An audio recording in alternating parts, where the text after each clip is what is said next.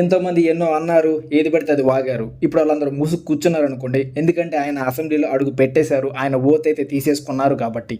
కొణిదెల పవన్ కళ్యాణ్ అని నేను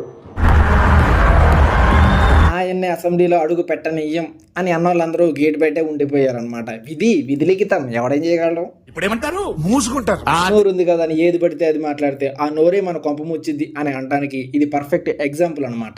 సర్లేండి, అలా అన్న వాళ్ళు ఎప్పటికైనా నోటితోలు తగ్గించుకుంటారో లేకపోతే అదే కంటిన్యూ చేస్తారో అనేది మనకు తెలియదు. మన ఏపీ మామయ్య అయిన జగన్ మామయ్య, ఆయన కూడా అసెంబ్లీలో తన ఓటు తీసుకున్నారనమాట. ఓడిపోయినప్పటి నుంచి ఇప్పటి వరకు నవ్వుల రారాజైన మన జగన్ మామయ్య మొహంలో నేను ఇప్పటి వరకు అసలు నవ్వు అనేది చూడలేదన్నమాట.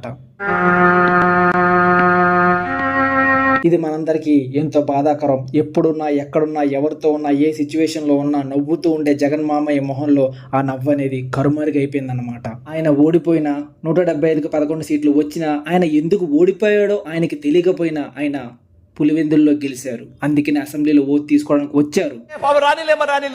ఆయన పూర్తి పేరుని మర్చిపోయారు. సర్లేండి, ఓడిపోయాననే బాధ గుండెల్లో ఉండదా? అది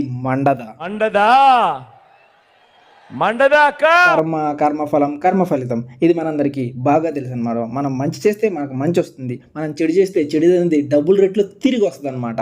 అది మన మామయ్య ఒకప్పుడు లత్కోర్ పని చేసింది కదా, ఆ లత్కోర్ పని మీరు తల్లి లాంటి పొజిషన్లో ఉన్నారు కాబట్టి మిమ్మల్ని చేతులు జోడించి అడుగుతున్నామండి.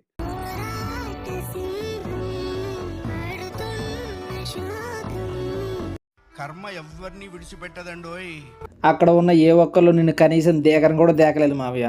ఏం చేస్తావు, నువ్వు చేసిన లత్కోర్ పనులు అలాంటివి. మరి అప్పుడు అధికారం మన చేతుల్లో ఉంది కదా అని తలెగరేసిన. ఇప్పుడు ఏమైంది, ఆ తల దించుకోవాల్సి వచ్చింది. అలా మూలకెళ్ళి ఏడ్చేసి ప్రతిపక్ష హోదా కూడా దిక్కు లేకుండా పోయింది. ఇప్పుడు మాకు ప్రతిపక్ష హోదా కావాలి అని నువ్వు లెటర్లు రాస్తున్నావు. విపక్ష నాయకుడి హోదా ఇవ్వాలంటూ ఏపీ స్పీకర్ కు లేఖ రాశారు వైసీపీ అధినేత జగన్మోహన్ రెడ్డి. సరే మామయ్య ఏదో ఒక చిన్న ఆశతో తన వాయిస్ని రేస్ చేయాలనే ఉద్దేశంతో స్పీకర్కి ప్రతిపక్ష హోదా కావాలి అని లేఖ రాశారు. అసలు స్పీకర్ ఎవరు? 2 నిమిషాలు ఏం చేసావురా లోపల? ప్రత్యేక హోదా అడిగావా? ఏడు పిసికెత్తున్నావా? కాలు పిసికెత్తున్నావా? సరే, అప్పుడంటే ఈయన అలా రియాక్ట్ అయ్యారు. ఇప్పుడు ఆయన స్పీకరు ఎలా రియాక్ట్ అయ్యారో మనకు తెలియదు. అయినా కానీ మామయ్యకి అర్హత లేదు కదా, అయినా కానీ లెటర్ రాసిండు మామయ్య. ఇంత చిన్న లాజిక్ ఎలా మిస్ అయ్యారు మీరు? విపక్షంలో ఎవరికి ఎక్కువ సీట్లుంటే వారికి ప్రతిపక్ష హోదా ఇవ్వాలని చట్టంలో నిర్వహించారని లేఖలో తెలిపారు. ఈ లెక్క ప్రకారం నీ లేఖలోనే పెద్ద బొక్క ఉంది కదా మామయ్య. లెక్క ప్రకారం అయితే విపక్షంలో ఉన్న వాళ్ళకి ఎక్కువ సీట్లు రావాలండి. 21 జనసేనకే ఉంది కదా, 11 నీకెందుకు వస్తుంది మరి? ఎందుకు మావయ్య అలాంటి కళ్ళబొల్లి కబుర్లు చెప్తున్నావు? ఒకప్పుడు నువ్వే కదా తెగ విర్రవీగింది. 23 మంది శాసనసభ్యులు ఉన్న అదే చంద్రబాబు నాయుడు గారి ప్రతిపక్ష హోదా స్టేటస్ కూడా వచ్చి ఉండేది కాదు, అలా కూర్చుండే ఉండేవాడు కదా. అప్పుడేమో ఆయనకి ప్రతిపక్ష హోదా లేకుండా చేస్తాను అని అన్నావు. ఇప్పుడేమో అదే ప్రతిపక్ష హోదా కోసం లేఖలు రాసుకునే దుస్థితి కల్పించుకున్నావు. నేనైతే చేయగలిగింది ఏమీ లేదు. నువ్వేమో లేఖలో ప్రతిపక్షం రావాలంటే అన్ని సీట్లు ఉండాలి, ఇన్ని సీట్లు ఉండాలని ఎక్కడ రాసలేదని లేఖలో రాసుకొచ్చినావు. ఇక్కడ న్యూస్లోనేమో అందరికి తెలిసిందేమో 1977లో రూపొందించిన నిబంధనల ప్రకారం పార్లమెంట్ లేదా శాసనసభలో ప్రధాన ప్రతిపక్ష హోదా కలిగిన పార్టీ నేతకు కొన్ని సదుపాయాలు కల్పించారు. దాని ప్రకారం ప్రధాన ప్రతిపక్ష నేత హోదా దక్కాలంటే సభలో ఆ పార్టీకి కనీసం 10% సభ్యులుండాలి. ఈ లెక్కన లోక్సభలో 55, ఏపీ అసెంబ్లీలో 18 సీట్లు దక్కిన పార్టీలకే ప్రధాన ప్రతిపక్ష హోదా లభిస్తుంది. తెలీదండి ఏంది మామయ్య ఇది అట్లా రాసినావు? నువ్వేమన్నా సెలవు సీటీ పెట్టినావు? ఏది పెడితే రాయడానికి అసెంబ్లీ స్పీకర్కి ప్రతిపక్ష హోదా కావాలని పెట్టినావు. అది కూడా రాజ్యాంగం తెలుసుకోకుండా పెడితే ఎట్లా? చూడా, స్కూల్కి పోవాల్సిన వయసులో స్కూల్కి పోకుండా. ఒకప్పుడు నీ నోట్లో నుంచి ఎన్నో గొప్ప గొప్ప మాటలు వినేవాళ్ళం, కానీ ఇప్పుడు మరి ఇంత దీనస్థితికి వస్తావని అస్సలు ఊహించలేదు మాయ్య. జగన్ మామయ్య మనకి మీమ్ టెంప్లెట్ అయిన ఈ మాట చెప్పారు, ఎందుకు దెంగి తినడానికి వచ్చారని. మన మీమ్ టెంప్లెట్గా యూజ్ చేసుకుంటున్న అచ్చెన్నాయుడు గారి ఈ వాయిస్ అసెంబ్లీలో ఆయన ఇలా మాట్లాడుతూ ఉంటే ఇది మాట్లాడేది ఈయనేనా? నా కళ్ళు చూడలేకపోతున్నా, ఈ మాటలు ఈయన చెప్తా ఉంటే నా చెవులు అసలు నిజమా కాదా అనే విధంగా ఉన్నాయన్నమాట పరిస్థితి.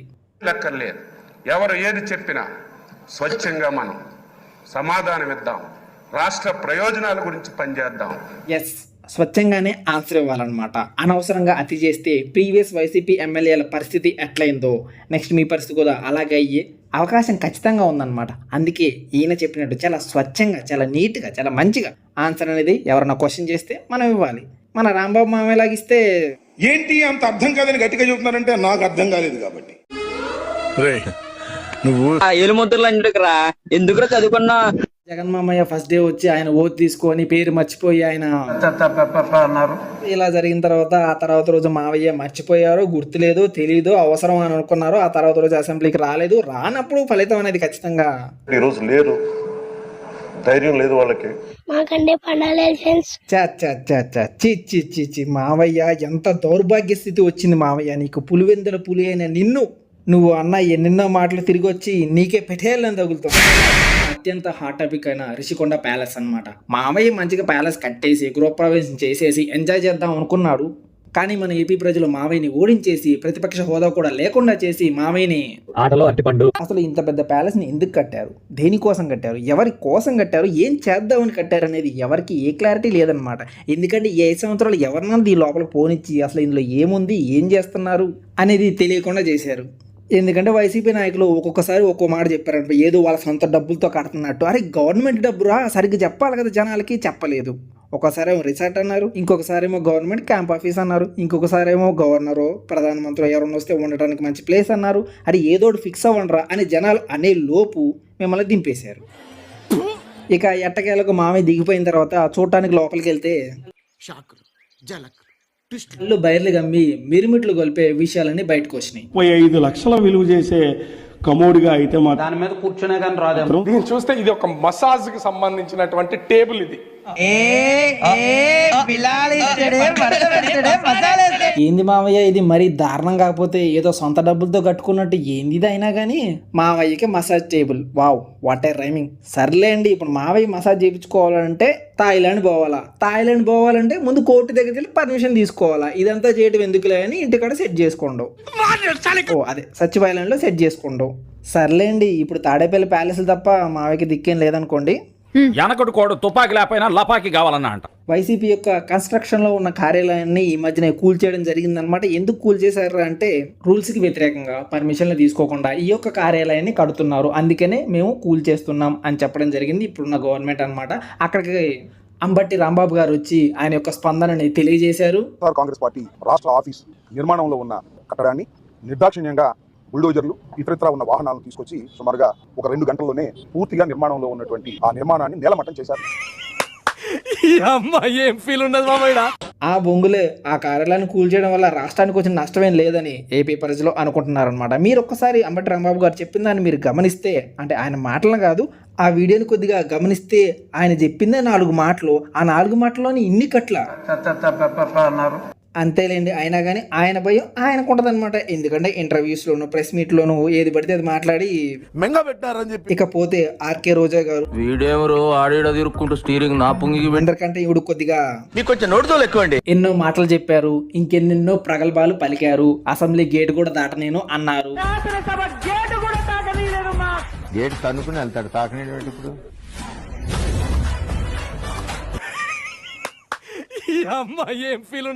సరే, ఇంత జరిగిన తర్వాత జనాలు అంతగానో ఊసిన తర్వాత ఏమన్నా మారారా, ఏమన్నా మార్పు వచ్చిందా అనుకుంటే లేదు, వచ్చే ఛాన్సే లేదు. మీరు అలా అనుకోకండి. అలా అనుకుంటే మీరు పప్పులో కాలేసినట్టే. మంచి చేసాం కానీ ఓడిపోయాం, అది ఎందుకు అనేది సమీక్ష చేసుకోబోతున్నాం. మీరు ఇదే భ్రమలో ఉండి ఎంత చర్చ చేసినా ఉరిగేది లేదు, తరిగేది లేదు. సర్లేండి, అయినా కానీ మీరు బయటికి చెప్పుకోలేకపోయినా మీ బొక్కల్లో తెలిసిపోతుంది. మేము ఎలాగో ఈ 5 years లో మంచి చేసింది లేదు, జనాలకు పెద్ద పొడిచింది లేదు, అందుకనే జనాలు ఎంతగానో మెంగ పెట్టారని చెప్పి. ఇప్పుడున్న పరిస్థితుల్లో అయితే మావయ్యని కదిలించడానికి లేదు, మెదిలించడానికి లేదు. ఏ క్షణం ఎవరు వస్తారో తెలియదు, ఎప్పుడెప్పుడు ఎక్కడికి వెళ్ళాలో తెలియదు. అంటే మావయ్య చేయడానికి ఎలాగో లేదని ఆల్రెడీ చేతులు ఎత్తేసింది కదా. అసెంబ్లీలో ఏదో మనం చేయగలుగుతామని చెప్పి నాకైతే నమ్మకం లేదు. కానీ అది మ్యాటర్. మావయ్య ఆల్రెడీ ఫిక్స్ అయిపోయిండు అసెంబ్లీకి వెళ్ళి పొడిచేదేం లేదు అని. అంటే పులివెందుల్లో గెలిపించి వేస్టా? నేను నమ్ముకున్నందుకు పెద్ద బొక్క. అబ్బబ్బబ్బా, ఏం చేంజ్ ఓవర్ మావయ్య. మావయ్య ఒకప్పటి మాట ఇంటికి కూడా పీకలేరు. ఎంతైనా ప్రజాస్వామ్య దేశం కదా మావయ్య. నీకు ఒక హోదా ఇచ్చినప్పుడు ఆ హోదా కంటే దిగజారిపోయి నువ్వు లుచ్చా మాటలు మాట్లాడితే జనాలు చూస్తూ ఊరుకోరు కదా. నువ్వేమో వెంట్రుకలు కూడా పీకలేరు అని అన్నావు. జనాల మాటను బాగా సీరియస్ గా తీసుకున్నట్టున్నారు. నీకు అవి తప్ప ఏముంచలా. ఇక ఫైనల్గా మావయ్య వరస చూస్తూ ఉంటే మావయ్య అసెంబ్లీలో అడుగు పెట్టేలా లేదు. ఎందుకంటే అసెంబ్లీలో మావయ్య కొద్దిగా అటు ఇటు మాట్లాడినా కానీ అందరు కలిసి మావయ్యనే మెంగ పెట్టారని చెప్పి నేను ఈ సందర్భంగా తెలియజేస్తా ఉన్నది. మ్యాక్సిమం ఈ మధ్యన ఏపీలో జరిగిన విషయాలన్నింటినీ కవర్ చేశానని అనుకుంటున్నాను. ఓకేనా, సరేనా, మళ్ళీ వెళ్తాం మరి. శివయ్య